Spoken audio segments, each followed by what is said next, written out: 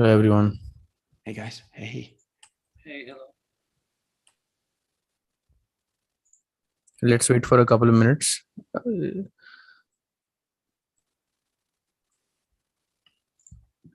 Everyone. Hey, guys. Hey. Hey, hello.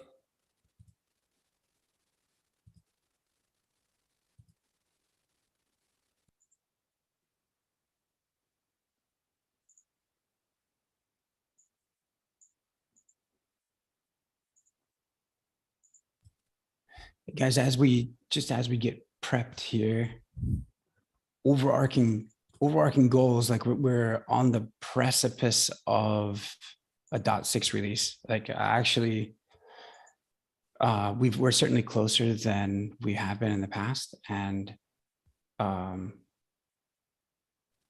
so the test plan for .6 is kind of a topic of focus, or should be.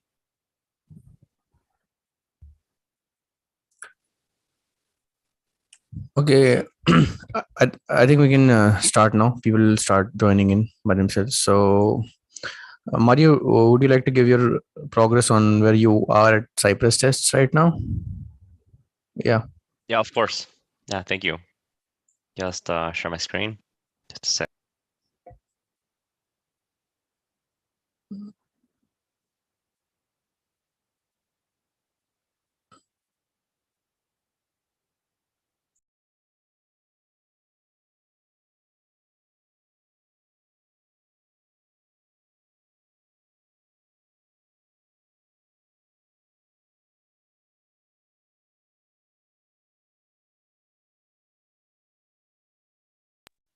Hello, can you guys see the screen? Yeah. Yeah. Nice. Okay, let me just. Okay.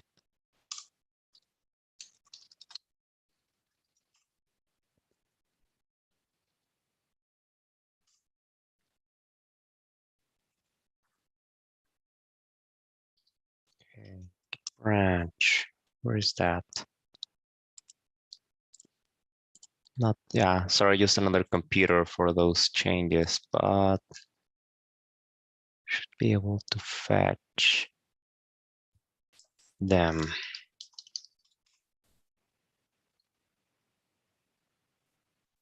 It's not here. While Mario's looking at that, just a background question for Augustus, which is Augustus, remind me,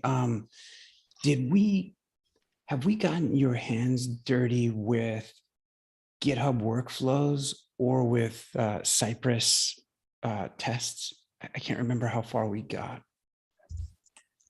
Not much. Last time Ashish explained me how those things works and how I should get started, but it's still a bit complicated for me, and I didn't have much time to dig deeper and watch all around how it works. Totally, no problem. Actually, Ashish, you know the exercise that we have around itemizing, kind of documenting and understanding the coverage that we have between all the workflows, like when they're kicking off and kind of what they're testing. That actually, like as Augustus familiarizes with GitHub workflows and GitHub actions, that might be a gentle, like a gentle way to kind of get steeped in more of what's going on. Because actually, if as he were to ramp up in that area anyway, he would want to look at that type of a doc just to understand like what, the landscape of all the CI. Yeah, in the in the meeting minutes, if you'll go on to the third task, and there is a link to the Meshery test plan. There we have all of the workflows there, and if you'll go at the last row, you'll find that core workflow, and there we have columns on when the workflow runs and what the area under tests are, etc., etc. So you can go and have a look there to see when that particular workflow that I was talking about kicks in. Other than that, where exactly were you having issues? Like creating that pattern file, I suppose, right?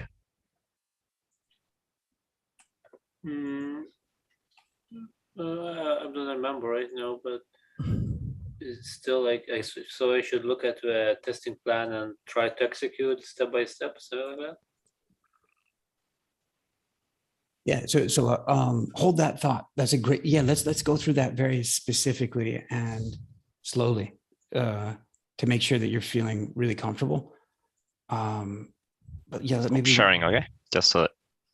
Yeah, no, yeah, let's come back to that question, Augustus, because it's a really good one.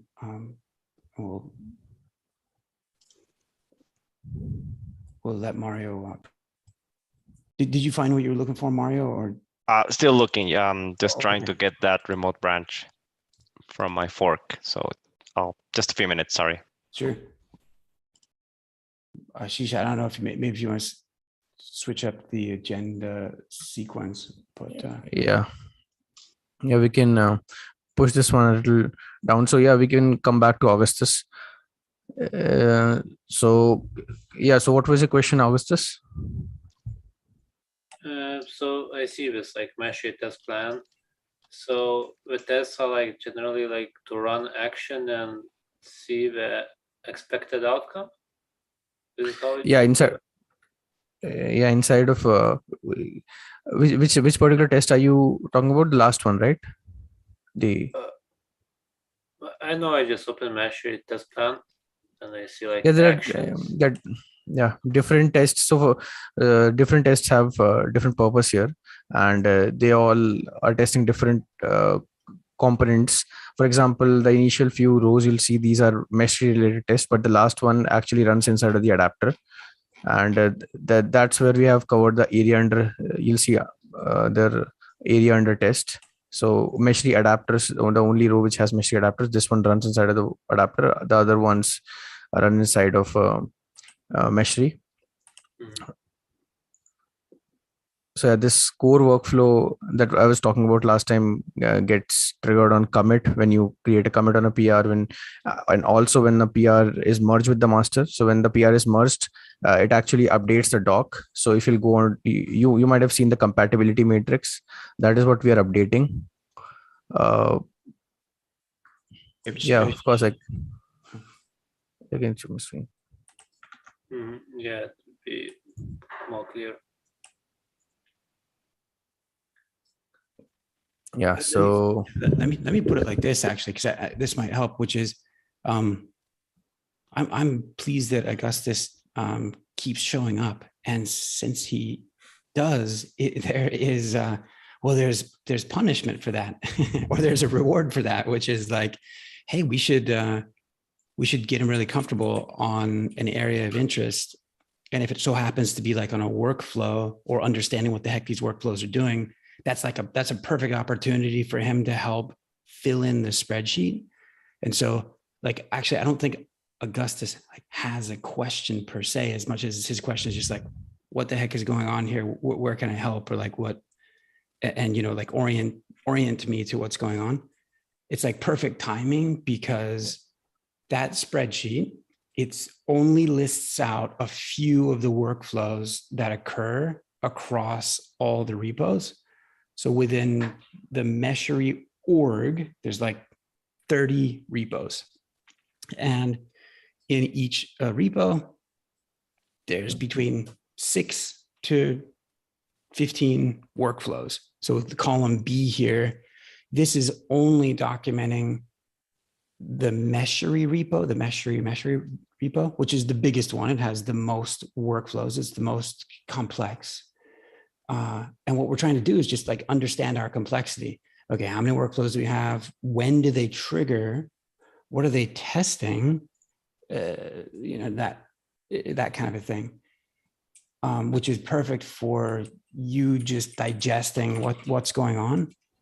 So actually, it would be helpful not only in terms of getting this documented, but in terms of you reading through one. You don't have to read through it in a detailed way, but Ashish, can we do one? Because this is homework anyway. Like if you were to just go to any of the repos and grab just grab a workflow, let's document one so that then Augustus is familiar with what we're trying to do here. And then that'll get them really familiar. So the idea is to extend other repos and add more workflows into other repos, right? Because right now Meshery is like one big complex, but others are not so much. Yeah. And it's a little bit of what we don't know as well. It's a little bit like we don't know, or we know that we need some more workflows, but we're not quite sure where we need them because we don't have it all written down in one. So let me let's see if I can help here a bit. So here's that sheet. Here's the automated test. I'll make it a little bit bigger. So good, we've got a decent, some of what makes it nice and complex, nice and interesting, kind of juicy, if you will, is the fact that some workflows call other workflows, which is nice, or nice to reuse the workflows. Some workflows are like have one, and I'll use GitHub's nomenclature. They have one job, one CI job, and maybe multiple steps. Or maybe they have a job, multiple steps, and then another job and some steps. And so you can kind of have dependencies within a given workflow. Mm-hmm. So if just by random example, I will close my eyes and pick. Did I hit one?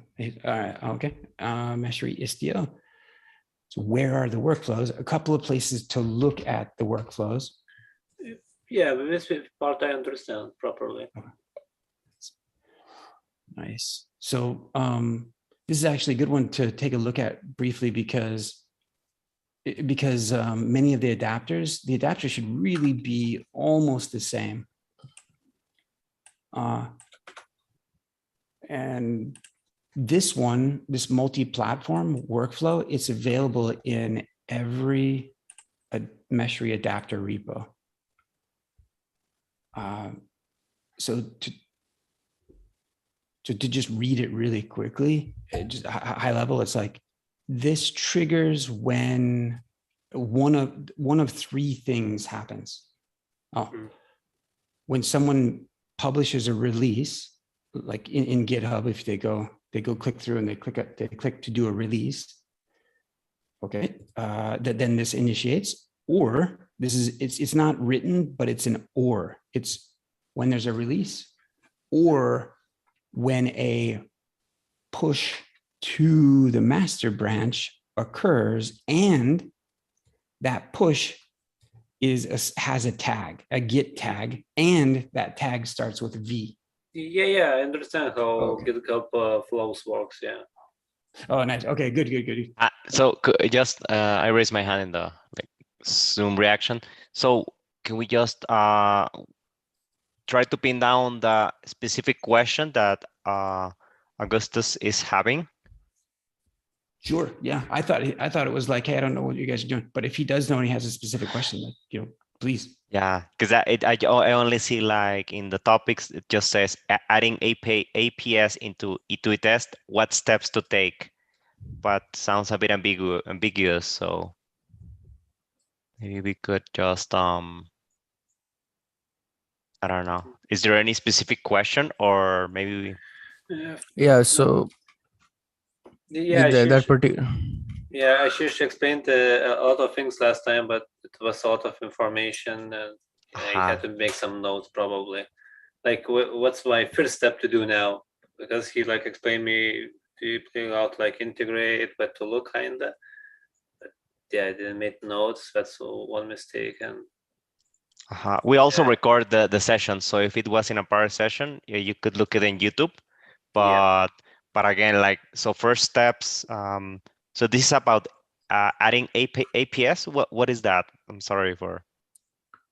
That's apps. Let me just share my screen and Oh, sure. Yeah, no problem. So yeah, so one of the bottlenecks that I've seen people facing is that they don't have a pattern file.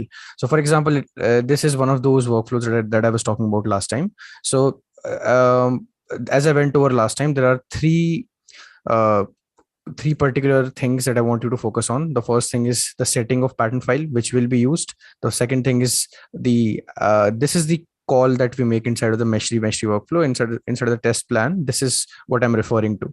This is GitHub allows us to call other workflows. So this is where we do the actual heavy work basically, and the logic is inside of Meshery. So you can look at the exact logic and the logic is pretty simple. It just starts your Kubernetes cluster. It takes the pattern file that you gave it here, and then it deploys that pattern file and makes a bunch of pod assertions. So in a simple pattern file, you'll have in a simple pattern file which deploys linkerd, you'll have 3 pods come up in the linkerd system namespaces, and these are the pod assertions that I was talking about. And in this particular task, it's like deploy apps, right? So what do I mean by deploy apps is that there are a lot of apps that different service mesh have their demo apps. So for example, linkerd has an emoji photo app, and if I'll go over to the emoji photo linkerd, then you'll see let me yeah, so they have divided them into separate folders where they'll have services. And okay, I think my internet connection is a little slow. That's why it's, so yeah, basically coming back here. So what I was saying is that instead of writing your own pattern file by yourself, if you go over inside a configuration, if you'll go inside designs, if I should reload this just to go through it step by step, you'll be landed in this page. And this is a pretty good page for you to be landed in if you want to start writing your pattern file. And as we call it here, it's a design. So you click on create design, and an empty template for you pops up. So for example, if I go over to now I'm going to do a one-on-one relationship between a particular, let's say that emoji photo web. Okay, here we have a web app. I think it's the code actually. Yep, it's the code. Where is I think it was the YAML was here.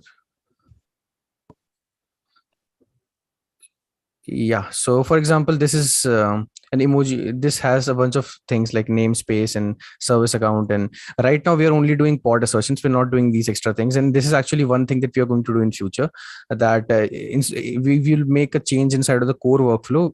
And inside of the core workflow, we'll have another field which would be the kind field, and there we can give things like service account and namespace. So that right now it's hard coded to pod, and I can go over how you can do that. But just to come back here, you have a bunch of services and you have a bunch of deployments for emoji photo, right? So for example, let's say that I have this particular deployment and I want to create this deployment inside of the inside Meshery pattern file. So instead of having deployment and service separately, because this is a very common pattern for people to build a deployment and then a corresponding service, so we have a Meshery core component which we call application. So let's say that I clicked on application and it automatically generated this template for me. So let's say I name it here something, and then I can fill the fields here. So I can say like replica is 1, and for example here, let's say it says inside of the particular service, let's say it says the name is web service and the namespace is emoji photo.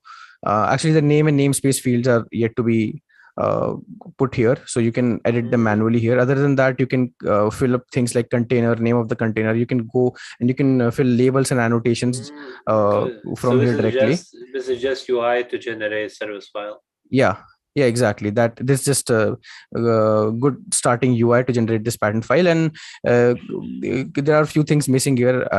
For example, you'll have to manually type the name here for now, at least.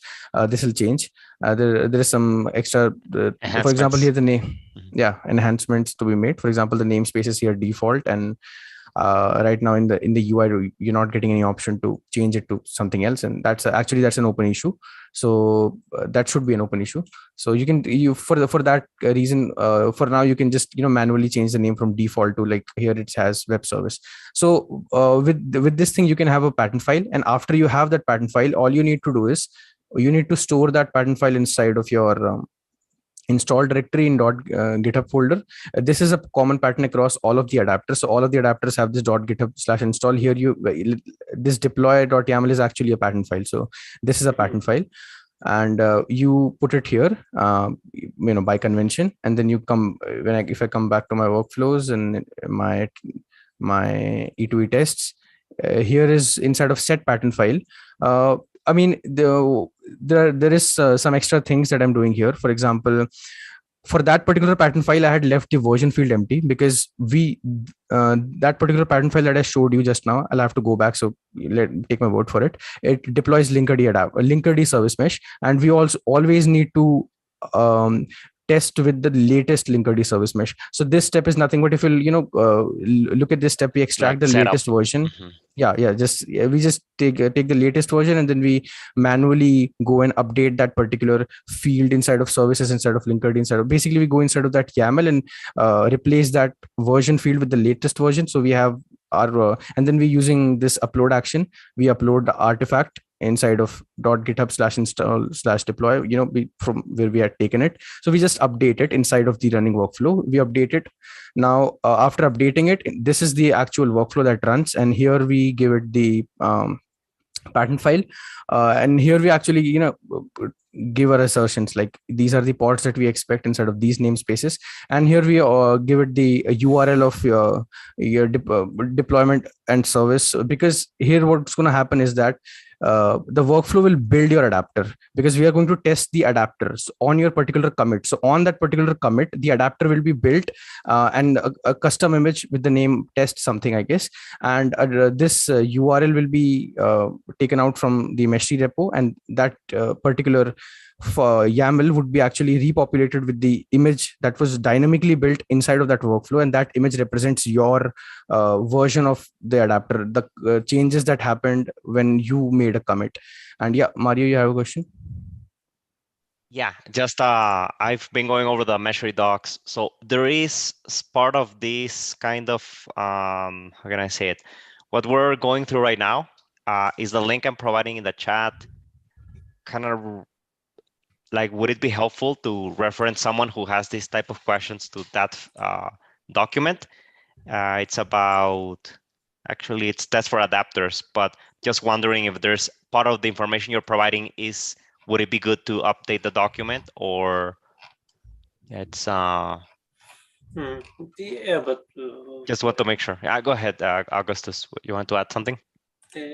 Yeah, right now it's quite a clear idea. I just have to add those pattern files for our repos who don't have any of those steps, like to do those testing, to install adapter and test it. So I kind of have a main idea. Excellent. Yeah, I'm glad that's answered. I was just wondering if part of that information should we include that in the Meshery docs, because I do see it mentions like how to invoke the reusable workflow, but probably most of that information is not present there. And I understand that these steps are just to generate the pattern file, right? Correct. The first, the first one is to generate the pattern file. The second and third one, the second one is actually like run the test and. And the third one update the docs. So for example, in this particular run, you can see the third one was skipped. So we only update the doc when the PR is merged. So that is considered as an edge release, so to speak. And like a release. And when we make a release, then also we update the doc. And that's what you see here. In the edge channel, the edge channel is basically your these are on the merge, and the stable one, these are on the release. So these are what you see here. And for a reference, you can go to one of these workflows, for example, one of these runs, and see what happened in each of these. And I deliberately, in a lot of these steps, I deliberately, did logging, and also you can see what is exactly happening. So you can go through each and every step here to get a better idea. About generating the pattern file, so you went to the Emojivoto repo, and so you had to compare that when working with the design page, right? Isn't there like an import feature just to get that in the UI? Yeah, there is an import feature. You can actually import your existing design. If you have I was showing this step for people who are having a hard time creating their own, they want to do it from scratch, but just they was like some aid in doing it, right? So that's for example valid. For example, if you have this particular if you have this particular here we have manifest. This manifest. This is a valid application. So if you see here, import application, so you can do it from here as well. Okay, so could they import the URL and then just edit the design and just grab that and put that into the repo for the end-to-end test, like just as a way to, if they already know they want that same like manifest file and they just want to just quickly generate it through the Meshery UI. Yeah, if you have one only, sometimes it happens that the whole thing is not condensed into one Kubernetes manifest. It is separated. So at Of that course, time it would depend on the case, right? So for example, this particular thing you can directly create. You can have a one-on-one relationship. This is a valid application file, and we support two valid application files. So I should mention this because we recently added support. So if you have a Docker Compose, so we actually convert that Docker Compose into the Kubernetes manifest for you on the fly if you pass a Docker Compose instead of passing your Kubernetes manifest. And if you pass a Kubernetes manifest inside of applications, so as you can see so these all are these different manifests. Sorry to interrupt. All these different can we call them, like formats are accepted. So that means that for an end-to-end test, we could just like use any of them interchangeably, correct?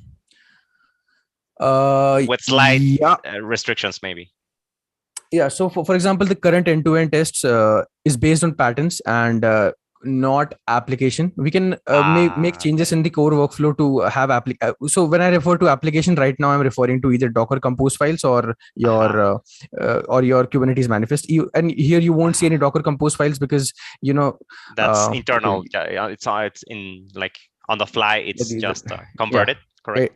It is converted on the fly. So for example, this console 2 tier, this one is converted on the fly. These annotations from these annotations, you can see we use Compose to do it on the backend. So these are converted on the fly. So if you have so it's not Docker Compose, it's Compose with a K, correct? Yeah, it's a Compose with a K. And the reason inside of the core workflow, we did not use Meshery CTL application apply, and right now we're doing Meshery CTL pattern apply. Inside of the core workflow, the pattern that you create inside of the .meshery/install directory, that pattern is actually deployed using Meshery CTL pattern deploy. And if we had an application, we would use Meshery CTL application deploy. So the reason we're not doing that is because first reason is at that point application was not really that stable, so we couldn't use it. The second reason is even if it was stable, it was limited to Kubernetes manifest, and we wanted that core workflow to be a little more extensible so that we can test more things. We won't be relying on only Kubernetes manifest and all. So but if you want like the requirements are changing, and it's like a living thing, right, of its own. Totally. Thank you. Sekiranda do you want to share something or ask a question? Yes. Sekiranda, you have a question? Raising his hand. So. Okay. Yeah. Hello, everyone. Everyone is doing great. So I have posted a link to a pull request in the chat. There is I don't know why that thing is failing, but it's showing me something to do with bats, run bats, RTS E2E. What could be the problem with that? It's supposed to be. Yeah, actually, there were some older bats tests. We were using bats for testing, and which was removed. I think it was removed. Let me. Actually, so probably he needs like the most recent no actually test files. No, actually, these older bats tests are. These are the ones responsible for all these other workflows failing as well. So Sekiranda, you can ignore those particular tests for now because those are going away or would be replaced in the future. So if that's the only test that's failing, that's stopping you, I think you can ignore them for now. So the GitHub workflow needs like updating to reference the latest, correct? The latest like test scripts and actions, correct? Yeah, actually, I see bats in line 83 in the we were using these earlier, but there is some issue with these failing tests which I didn't look over because the reason I didn't see because they were going to get replaced by our end-to-end tests anyways. So of course, Sikranda, all the suggestions that were made, or did you? Yes, I took care of all of them. Lee suggested I change it to a more generic name here instead of test Istio mesh for service mesh for install. I changed it to test service mesh, test Okay. adapter for service mesh install. So inside of your repo, these tests must have ran. So were they passing there? They were still failing the batch test. Like,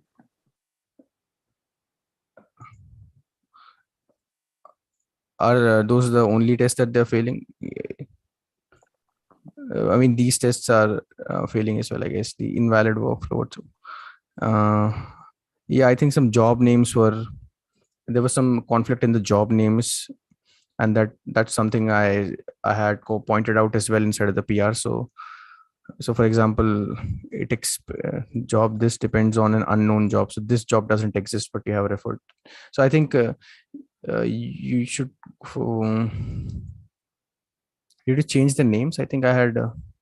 Is there a way we version oh, yeah, our YAML, like the reusable one? Sorry to interrupt. I've seen where I went wrong. Inside this updates docs for service mesh, it still has exactly. the old job name. Yeah. So yeah, I exactly. Need to go back and change it. Yeah. So after you actually commit that, this particular workflow, this will not run inside of mesh here because it's not merged yet, but inside of your fork it will run, and if it runs successfully, we would know that everything is going fine, and then we can go ahead and merge it here as well. Okay. And the other thing is, it's about the link at the. I'm having problems with my Meshery server, so I can't really access the UI. But when I do Minikube tunnel, I get some sort of an IP address that I can append the port that I'm given. So okay, so you pointed out some issue. What's that issue? You should be able to see Meshery UI. What's the issue that you're having with Meshery UI? I cannot access it via localhost, but I can access it via another IP address. I only get it when I do Minikube tunnel in the tunnel. So you are running inside in cluster, right? You're running in cluster Meshery. Yeah, I think because I'm using HyperKit. I'm not using Docker. I'm running the Minikube in HyperKit. Okay, so yeah, of course, in that case, you'll be able to access it from within the cluster using Minikube tunnel. So yeah, okay. Okay, so is there like an endpoint I can post a Kubernetes manifest file, I call it like from my terminal with the Kubernetes manifest, and I get back a pattern file. Why don't you use Meshery for? Are you able to use Meshery CTL? So if you go and update, when you get the URL, you'll go. So for example, just to show you here, have you looked at your Meshery config YAML yet? So for example, here this endpoint, you have to update it with that particular URL that you're using to access your cluster, and then your Meshery CTL will be able to talk to your Meshery server. And I think, okay, so your concern is that is there endpoint that can take your Kubernetes manifest and convert it? So as I said, if you can access the UI, because if you have the URL that you get from Minikube tunnel, you can, why don't you use that URL to access the UI? You can access the UI with that, and then you can do import application and get your. Yeah, it works sometimes it does not. So I was thinking if I could just access. Okay, I will try. Then the next time it works and I get the pattern file from the UI, see if I can get it from there. But I was thinking, isn't there like an endpoint where, of course, inside the code that generates this pattern file, there has to be an endpoint where they post a Kubernetes manifest file and they get back a pattern file, right? For example, this is a Kubernetes manifest, as you can see, and if I'll hit deploy, of course this might fail because of some reasons, because maybe it consists of some particular components that I don't have. For example, it may have some, for any reason. The idea is to not actually deploy it, but to see the results. here, if I'll look at the response here, the first request actually generates a pattern file from the Kubernetes manifest. So if I'll take this thing and actually this is pretty hard to see, but if you'll copy it into VS Code into Control-Shift-I, and it'll be into a more readable format, and this is actually a pattern file in the response. So the first request that happens at /API/pattern is a post request, and there in the response you'll have this pattern file inside of the pattern file field. This whole thing is a pattern file. So if I'll actually copy this whole thing, and after copying this whole thing, if I hope I have copied it. Yeah, so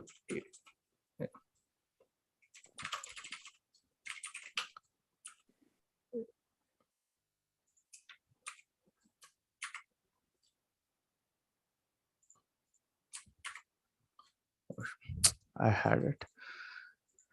Yeah, so the point is that you'll be able to, this is a valid pattern file. So I think you should be able to see it from Meshery UI. I mean, if you have to do all that, go find the endpoint and do all those things, there is no point in having a UI which can do it for you, or a command line utility which actually does it for you. So I think that would be kind of, how do I put it, holding your right ear with the left hand. So it's like going all the way. Why would you do the whole extra work if you can just access the UI? And if you're having problems with accessing the UI, then that you can either we can help. If after all the topics here, I can help you with that, or maybe you can post it on the channel, the particular errors that you're getting accessing the UI, because I think you should be able to access the UI. You'd be missing out on a lot of things if you cannot access the UI. Then I think that's a problem. So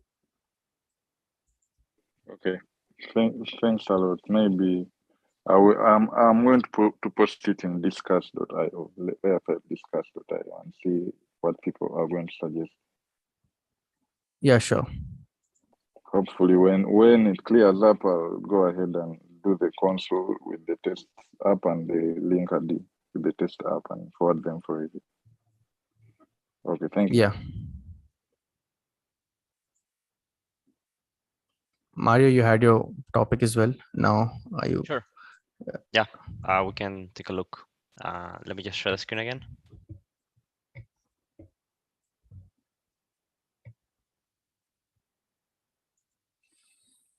Can you guys see it?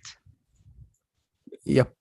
Okay, excellent. Yep. Okay, still getting Ruby to run in these machines, but I'm able to, while that finishes installing, just go ahead and show the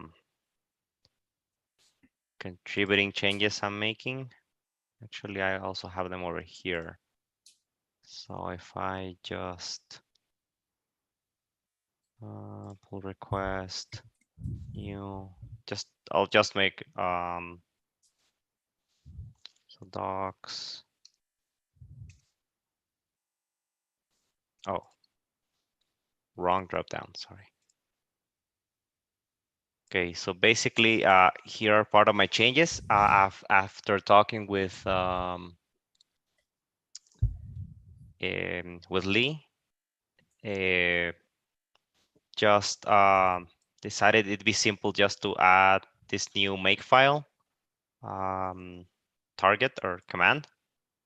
So that's one thing. So it's just to help and simplify just having the UI setup prerequisite, and then going to the UI and then running this specific test. So this would run the Cypress in non-interactive mode. That's one. And I decided to add this contributing Cypress. Oh, and this is all for like, I don't have the issue at hand, but it's for this issue and discuss topic about, just helping contributors get like know certain considerations when they're contributing to the Meshery UI. So part of that is like this existing change in the like this contributing to the UI. So it already exists. I just added some changes to make it more like user friendly. Yeah, go ahead. I said readable. Readable, yeah, because at the right side section, it was missing some of these because it just covers up to the H3 or the like this kind of ones. So besides that, the most relevant thing would be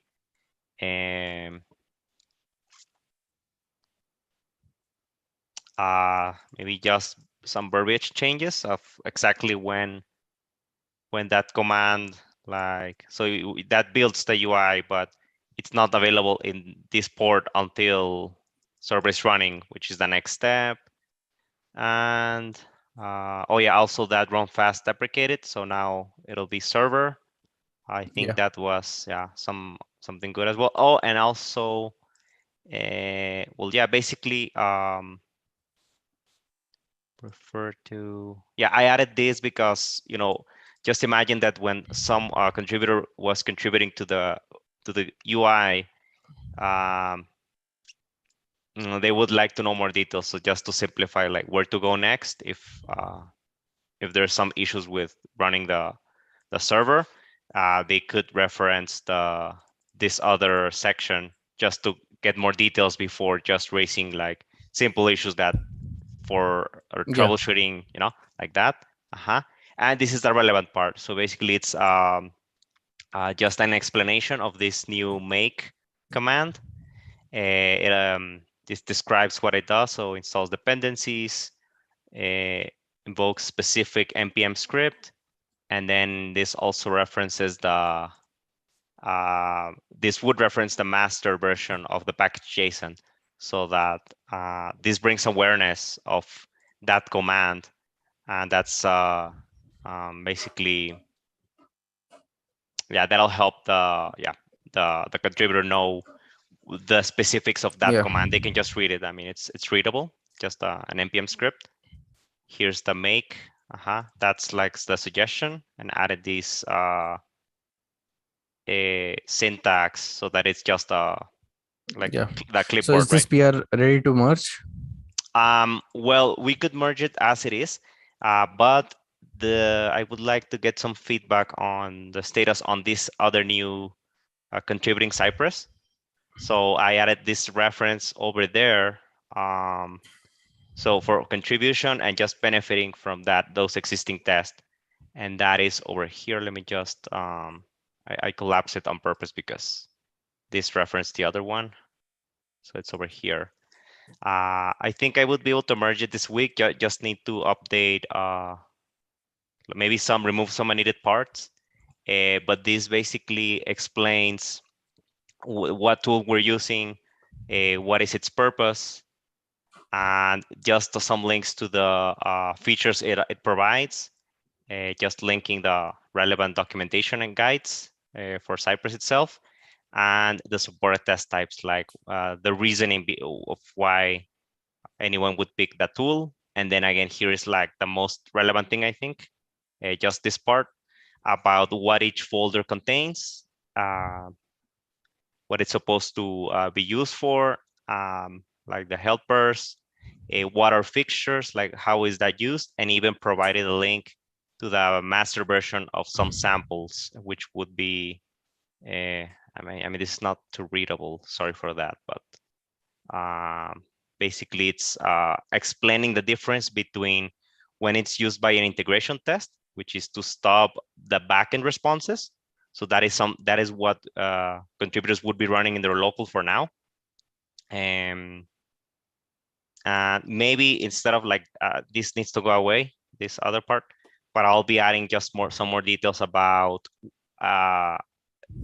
maybe some troubleshooting on running the integration tests, and also the end-to-end test, and maybe some prerequisites, because at least links to those prerequisites as to like having a cluster running, and there needs to be a server, like the backend running as well, and probably like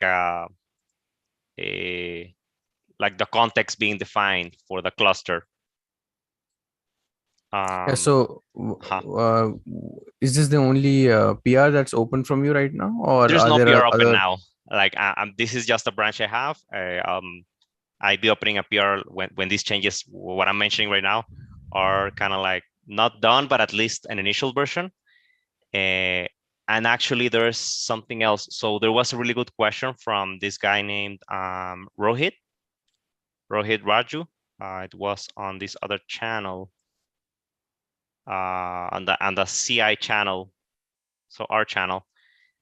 He was asking about how to test Cypress, and I don't know, maybe some of this could be integrated to the contribution documentation for Cypress, as it's like, I think for an end-to-end test, there's a lot of more of prerequisites as to what the contributor needs to know to contribute to that. And generally, I think it's a good set of information to bring awareness of all contributors, that there's this other area to contribute, or at least to understand what's it about. Whenever they see some test fail, they could easily just know, have better awareness of where what those tests can be found and everything. So yep.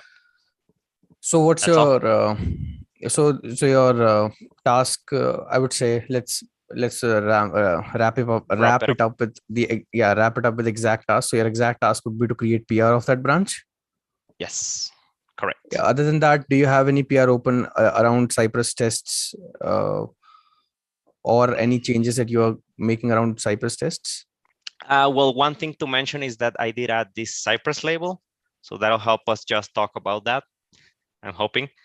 And I added that tag to some of these. So right now there's no PR open for these, but I do plan on starting working on this. There's some commented out test data for a test I added before. So part of uncommenting it out would be just finding, like, if there's GitHub workflow changes needed, so the prerequisites are in place. Like there were some issues that were happening back then. Can you put this? Can you put this link to this PR or issue actually inside of Slack Meshery CI channel, and update their what are you, so that others are aware of that you are doing, because you are maintainer here and people should know that you are working hard to get these things up. Yeah. So I think it would be good if you put your exact action items and what you're doing inside of the Meshery CI channel. Status and progress. Yeah, status and progress. Okay. So but when I start working on things, right, or just that they exist, just want to make sure of the difference. Actually you can you can do that without starting working on them, and inside of the write-up you can actually tell people, okay, I'm going to start working on these by this day. So if someone else comes up and says, hey, I want to pick it up, so you can hand it over to them. So it would be easy if you set a deadline, right, for yourself as well as for other people as well, so that otherwise people think that it's just a task, it would be done sometime. So there is an anonymous time. So if you put if you put a pin onto that, so it's easier for other people as well. Okay, so like actually pinning the message to the channel, you mean? No, not I didn't mean. Metaphorically I was saying pin. Just like provide status of the different status and action items. Status and action items, issues and PRs, action items, what's being done. Is it like maybe someone's working on something, but then that or me or someone else stops, then just share that so that anyone can make sense. For now you can start with yours. So like your goal this week, so you're going to do this thing, so exactly that's my commitment. You can let other people know. And also while I am on action items, I think Augustus, you had a pretty good idea about the whole test inside of the adapter. So can I expect something from you, some action item from you, or would you be comfortable with committing to, let's say in Linkerd sample apps? So are you comfortable now with the information, or is there something missing right now, or do you have enough to go? So which repo I should work right now, like to introduce those? whichever you wish. I mean, it's a democracy among adapters, but we already have inside of Istio, so you can pick, let's say, Linkerd. You can pick Linkerd, or you can pick any other. And if you have any problem, you can tell you can ping me, and I would be available. And yeah, so I think I can expect some progress from you inside of Linkerd, right? Yeah. Meshery Linkerd. Exactly. Yeah. I will Okay. try to try something. Yeah, thank you, Augustus.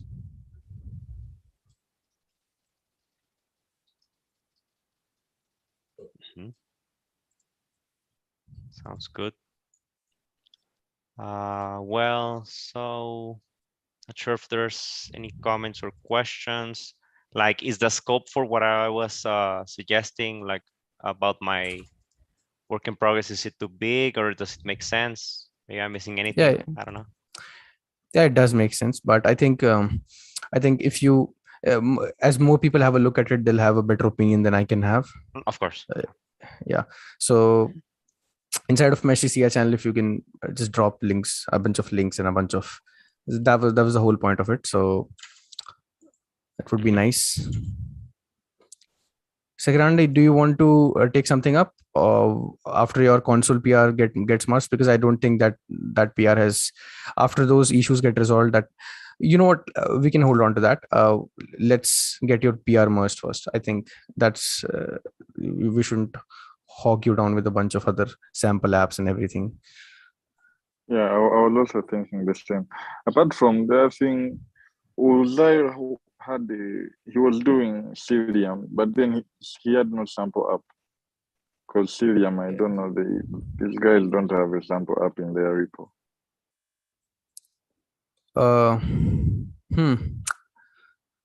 I'll have a look into that, because even I didn't look into Cilium adapter. I didn't get time to look into Cilium adapter as well as Cilium service mesh that much, but I think they might have something in samples. If I get something, I'll post it on the CI channel, and I'll definitely tag you and Uzair as well. Ruturaj might have something as well. Ruturaj and Uzair are absent because they had some things with school and all. So Rituraj is actually doing some good progress, and he was the one who the first did sample apps inside of his Istio adapter. So he was the one who first created that PR. So he might have some idea about Cilium as well. Maybe you can ask on the CI channel to other people as well, and I'll find one for myself.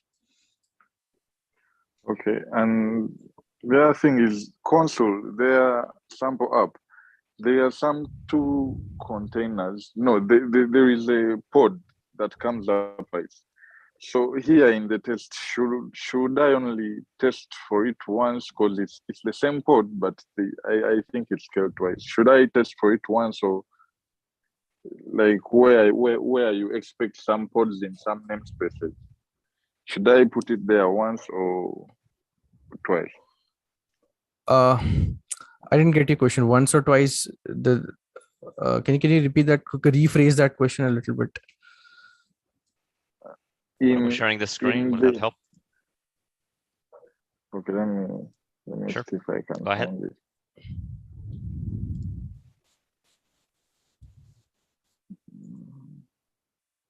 Augustus, by the way, which map is that? Just out of curiosity.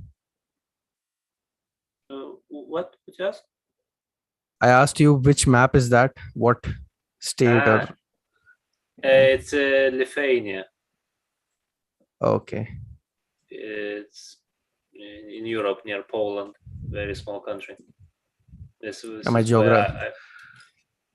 geography is pretty weak. I said my geography is not that strong. Yeah, so it's in Europe. Yeah. Yeah. Okay.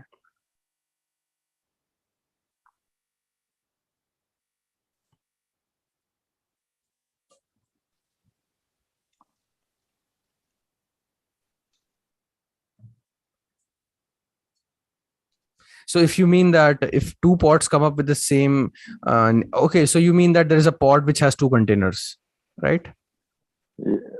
It's the same pod, but it is spawned up twice. Okay, when I read their documentation, it comes up twice, like the same pod. the same name and same everything, but they are Comes two up twice. pods. So I think it's in their replica or something like that. yeah. So yeah. So you can do for because right now inside of our assertions we don't specify one pod or two pod or three pod. We just specify pod. So yeah, even if two come up, you have to only do it once, because that will not change anything. If you if you append that list with 10 times the same name and the same namespace, it won't make any change. So I think you're good to go with only mentioning that once. Although in future, when we will get back to our core workflow and tweak it a little bit, then things might change. But right now I don't see this thing as a problem. So yeah.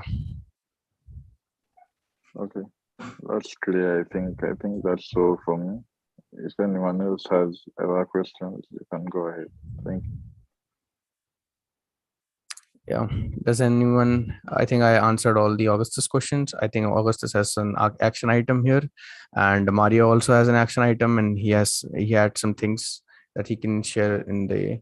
See, he will share in the CI channel, and the Sekiranda has his PR up, which is going to get merged and has his answers answered. So I think, and we are almost up in time. So I think it's the time to say goodbye, I guess. So good night, good evening, and good morning to each of you, depending upon what time zones you live in. And see you in the next meeting. And I hope by that time we have progressed a little bit much more in these tests. So bye everyone. All right. Thanks all. Bye. Thanks for everything. Bye.